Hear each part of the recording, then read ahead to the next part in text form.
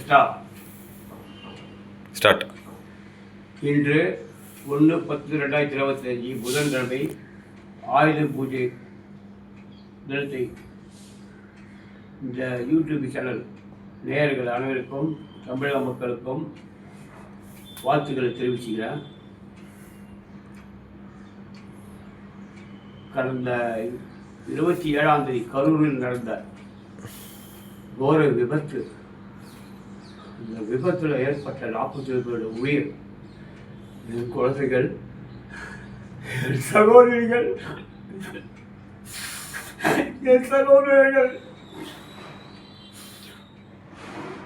உயிர் இழந்தார்கள். அவர்களுக்கும் அவருடைய குடும்பத்தார்களுடைய அனுதாபத்தை தெரிவித்துக் கொள்கிறேன். இதற்கு முழுக்க காரணம், கடந்த மாதம் திமுக 30 விழா மாநாடு நடத்திச்சு. விஜய் தேர்தல் பரப்புரை கடந்த 27ஆம் தேதி சனிக்கிழமை நடத்துவதற்கு முன்பு 2 நாள் முன்பு அதே இடத்தில்தான் தமிழர் எழுச்சி தமிழர் அண்ணன் எடப்பாடியார் அவர்கள் அந்த தான் பேசினாங்க. கூட்டம் கூடியது. இந்த 2 கூட்டத்தை விட அதிகமான கூட்டத்தை நம்ம காட்ட வேண்டும், நம்ம தான் அரசியல் நம்பர் 1 என்ற ஒரு பேராசையில் என் நெஞ்சில் குடியிருக்கும் அப்படி சொன்ன விஜய் அந்த நெஞ்சில் குடியிருக்கலாம் வந்து தூக்கி போட்டு காலால் மிதிச்சு சாவச்சிட்டாரு. அவர் சொன்னார், உங்களில் ஒருவன், உங்களுடைய தம்பியா, உங்களுடைய அண்ணனா, உங்களுடைய மகனா அப்படின்னு சொன்ன விஜய் அந்த 41 பேர் உயிரிழந்த சம்பவத்தை கேள்விப்பட்டு அந்த இடத்தை விட்டு ஓடிவிட்டார். அவர் ஏன் ஓடினார் அப்படின்னா, அவர் சொன்னது வந்து எல்லாமே பொய். சினிமா மாதிரி அவர் நாடக ஆடினார் அன்னைக்கு. இதுக்கு வந்து என்ன காரணம் வந்து கேட்டீங்கன்னா, 3லேருந்து 10 மணி வரைக்கும் காவல்துறை பர்மிஷன். இது ரொம்ப முக்கியமானது. 3 மணிலேருந்து காவல்துறையுடைய பர்மிஷன் 10 மணி வரைக்கும். விஜய் வருவார்னு காலை வந்து 12 மணிக்கே, பகல் 12 மணிக்கு விளம்பரப்படுத்திட்டாங்க. அந்த விளம்பரத்தினால என்னாச்சு கேட்டீங்கன்னா, காலை 5 மணிலேருந்து 4 மணிலேருந்து 6 மணிலேருந்து மக்கள் கூட்டம் சேர ஆரம்பிச்சிச்சு. அந்த இடத்துல கூட்டத்தில் பெண்கள், கர்ப்பிணிகள், குழந்தைகள்,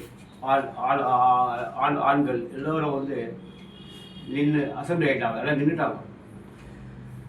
இதில் வந்தவங்க யாருமே சாப்பிடாம கொள்ளாமல் வந்துட்டாங்க. இதனால என்ன நேரம் ஆக 12 மணின்னு சொன்னது பொய். 3 மணி தான் பிரச்சாரம். இதை வந்து நாள் நேரம் ஆக அதை நின்று இருந்தவங்களுடைய உடம்புல இருக்கிற நீர் வற்றி போச்சு. குடிக்க தண்ணி கிடையாது, உணவு கிடையாது.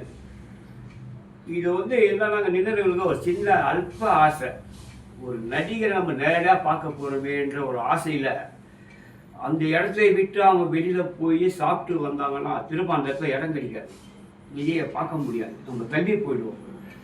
அந்த ஒரு காரணத்துக்காகவே விஜய் சீக்கிரம் வந்துடுவார், நம்ம பார்த்துட்டு வீட்டுக்கு போகலாம், சாப்பிட்லாம், கொள்ளலான்னு தான் அங்கே வந்து நின்ன ஜனம் நின்று இருந்தது. அவங்க சொன்னபடி 3 மணி, 4 மணி, 5 மணி, 6 மணி, 7 மணி கூட்டம் அலைமோதியது. அப்போ அலைமோதியது. விஜய் 7 மணிக்கு தேர்தல் பரப்புரை ஆற்ற வருகின்றார்.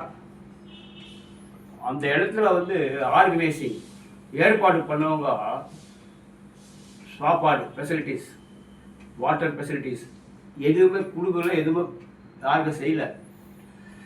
இதனால் வந்து அங்கே நின்றுங்க என்ன பண்ணாங்க, விஜய் பேச ஆரம்பிக்கவே ஒருத்தராக வந்து மயங்கி சுவேதா 9 வயசு பெண்ணு காணாம போச்சு. விஜய் மைக்கில் அனௌன்ஸ்மெண்ட் பண்ணுறாரு, ஒரு பெண்ணு காணாம போச்சு, கண்டுபிடிங்கன்னு போலீஸ்கிட்டே சொல்கிறாரு. உடனே அந்த பொண்ணை கண்டுபிடிச்சிடறாங்க. அடுத்த 1 நிமிஷத்தில் என்ன ஆகுது கேட்டிங்கன்னா, குழந்தை எல்லாம் வந்து மயங்கி வீராங்க தண்ணி பாட்டில் மேலே வந்து விஜய் போகிறாரு, ஆதவர்ஜுனா போடுறாப்புல. அப்போ வந்து 2 செகண்ட் நிமிஷத்தில் என்ன பண்ணுறாங்க, ஒரு பேச்சியை வந்து முடிக்கல விஜய். உடனே ஆதவர்ஜுனா சொல்கிறாரு, ஏதோ பிரச்சனை ஆகும் போது நம்ம எங்கேருந்து கிளம்பிடலான்றாரு. விஜய்க்கு பயம் ஏற்படுது. உடனே அந்த இடத்த விட்டு கிளம்பிடுறாங்க. 47 பேர் உயிர் இழந்துட்டாங்க. இந்த நின்ன கூட்டம் என்ன ஆச்சுன்னு கேட்டிங்கன்னா, காலையிலேருந்து 4 மணிலேருந்து இப்படி காலம் நின்ன கூட்டம் நேரம் ஆக ஆக கூட்டம் அதிகமாக செஞ்சிச்சு. நேரம் அதிகமாக வந்து சேர்ந்ததுனால ஈவினிங் எல்லாம் வந்து ஸ்கூலுக்கு போகிறவங்க, காலேஜுக்கு போகிறவங்க, வேலைக்கு போகிறவங்க எல்லாம் வந்து சேர ஆரம்பிச்சிட்டாங்க. விஜய் நாமக்கல்லேருந்து சென்னைக்கு கரூர் வர சொல்ல அவருடைய வண்டி பஸ் பிரச்சார வாகனத்தில் லைட் ஆஃப் பண்ணி ஆன் பண்ணுறது, சின்ன பசங்க விளையாடுவாங்க பாரு, 2 வயசு குழந்தைங்க 3 வயசு குழந்தைங்க, அந்த மாதிரி ஒரு விளையாட்டை விளையாடினாரு. இந்த மாதிரி விளையாட்டு விளையாடுனாலும் நினைச்சது வினையாகி போச்சு. அந்த நாமக்கல் இவரை பார்க்க முடியாமல் ரசிகர்கள் என்ன பண்ணாங்க, ஒரு 7000 பேர் அவர் பின்னாடி ஃபாலோ பண்ணி வந்துட்டாங்க. இருக்கிற கூட்டமே அதிகம்.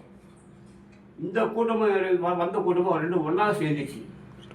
2 ஒன்றா சேரவே இவங்க போலீஸ் கிட்ட வாங்குறது பர்மிஷன் 10,000 பேருக்கு. ஆனால் வந்த கூட்டமும் 30,000 பேர். 30,000 பேர் வந்து வந்த கூட்டம் மொத்தமாக சேர்ந்து விஜய் வேன் வந்து 2 side, left side right side நிற்கிறவங்களை அப்படியே புஷ் பண்ணிட்டாங்க. தள்ளுமுடி ஏற்பட்டுச்சு. இதில் வந்து அரசாங்கத்துடைய எந்த ஒரு என்ன பொறுத்தவரைக்கும் இது எந்த கட்சி செய்தாலும் தப்பு தான். திமுக இருக்கட்டும், அதிமுக இருக்கட்டும், காங்கிரஸாக இருக்கட்டும், பிஜேபியாக இருக்கட்டும், இல்லை உதிரி கட்சிகள் இருக்கட்டும், எதுவாக இருந்தாலும் தப்பு தான். உயிர் போகிறத வந்து அரசியல் ஆதாயத்துக்காக வந்து உயிர் போகலாமா? உயிர் திரும்ப கிடைக்குமா? பல லட்சம் கோடி பணம் கொடுத்தாலும் வந்து உயிர் வருமா? விஜய் வந்து தமிழக அரசு 10 லட்ச ரூபா கொடுத்தது கரெக்டு விவகாரம். ஆனால் விஜய் வந்து நான் கேரியர் உச்சத்தில் இருக்கிற 1 கோடி ரூபாய் கொடுத்துருக்கலாம். 41 கோடி தான் செலவாகும். ஏன்னா வந்தவங்க வந்து பொதுமக்கள், உங்களுடைய ரசிகர்கள் இறந்தவங்க. அதனால் வந்து நீ கொடுத்துருக்கலாம் 6 கோடி, ஒன்றையும் குறைஞ்சி போகிறது இல்லை. கொடுத்தினா இன்கம் டேக்ஸில் கணக்காட்ட போகிற. அதனால் வந்து விஜய் அவங்களுக்கு நல்லது செய்யணும். இதில் வந்து கரண்ட்டு கட்டாக என்ன காரணம் கேட்டலாம், அவங்களோட தொண்டர்களே வந்து ஃபோக்கஸ் லைட்டு போட்ட ஒயரை வந்து ஜென்ரேட்டர்லேருந்து கட் பண்ணிட்டாங்க. மேலே ஏறி வந்து ஜென்ரேட்டர் வந்து கீழே வந்து ஒயர் கட் ஆகி போச்சு. இதில் வந்து அரசாங்கம் எந்த ஒரு கரண்ட்டையும் கட் பண்ணல. அரசாங்கத்துக்கு சப்போர்ட்டாக பேசலை. அரசாங்கம் நல்லது செய்தா பாராட்டுகள், கெட்டது செய்யலாம் எதிர்ப்பேன். அந்த மாதிரி ஆள். அதனால் விஜய் மீது நடவடிக்கை எடுத்து இந்த அரசாங்கம் கைது செய்யணும். நீதிமன்றம் இதில் தலையிட்டு இந்த மாதிரி ஒரு கோர உயிர் சம்பவம் இனிமேல் எந்த ஒரு அரசியல் கட்சியிலும் நடக்காமல் இருக்கிறதுக்கு பார்த்துக்கணும். இதில் என்ன ஒரு விஷயம்னு கேட்டிங்கன்னா, மற்ற கட்சிக்காரெல்லாம் வருவாங்க, தொண்டருங்க எல்லாம் வந்து தலைவர் பேசுவாங்க, தொண்டருங்க வருவாங்க. தலைவர் பேசுறதை கேட்பாங்க, தொண்டருங்க காது கொடுத்து போயினே இருப்பாங்க. இங்கே வந்து விஜய் யாரும் வந்து தலைவராக பார்க்கல. வந்தவங்க யாரும் தொண்டங்க கிடையாது. விஜய் ஒரு நடிகன், வந்தவங்க வந்து ரசிகைகள். அதனால் இதில் வந்து அரசாங்கமும் நீதிமன்றம் தலையிட்டு விஜய் கைது செய்து அவர் தக்க நடவடிக்கை எடுக்கணும். ஆனால் ஒன்று, உலகத்தில் நீ சொன்னிய சிங்கம் வெளியில் வரும், சிங்கம் கர்ஜிக்கோ 8 கிலோமீட்டருக்கு கேட்கணும். ஆனால் பாவி தற்குறி விஜய், நீ வந்து சிங்கண்டா வெளில வந்து கர்ஜித்த 8 கிலோமீட்டருக்கான கேட்டுது. பாவி இந்த உலகம் ஃபுல்லாக கேட்டுதுடா. அந்த அழுகை குரல் 47 குரல்றா பாவி. உங்கள் வீட்டில் ஒரு வந்து ஆனால் சொல்லக்கூடாது, எல்லாம் தப்பு பண்ணாமல் விஜய் அவங்க குடும்பத்தில் எல்லாம் தப்பு பண்ணாங்க, தப்பு பண்ணல. அதனால் வந்து நான் குடும்பத்தோட பேசுறது நான் விரும்பலை. அதனால் விஜய் தக்க நடவடிக்கணும். கடவுள் ஒருத்தங்க நான் பார்த்துக்கல. ஆளாக இருந்தாலும் சரி, நானாக இருந்தாலும் சரி, பெற்ற தகப்பனாக இருந்தாலும் சரி, செய்கிற தவறுக்கு உடனே தண்டனை கொடுப்பான். விஜய்க்கு கடவுள் தண்டனை கொடுப்பான். இதை மக்கள், தமிழக மக்கள், உலக மக்கள் பார்க்க தான் போகிறீங்க. இது கண்டிப்பாக நடக்கும். வாழ்க அண்ணா லாபம், வாழ்க புரட்சியாளர் புகழ், வாழ்க அம்மாவின் புகழ் ஓங்குக. நன்றி, வணக்கம்.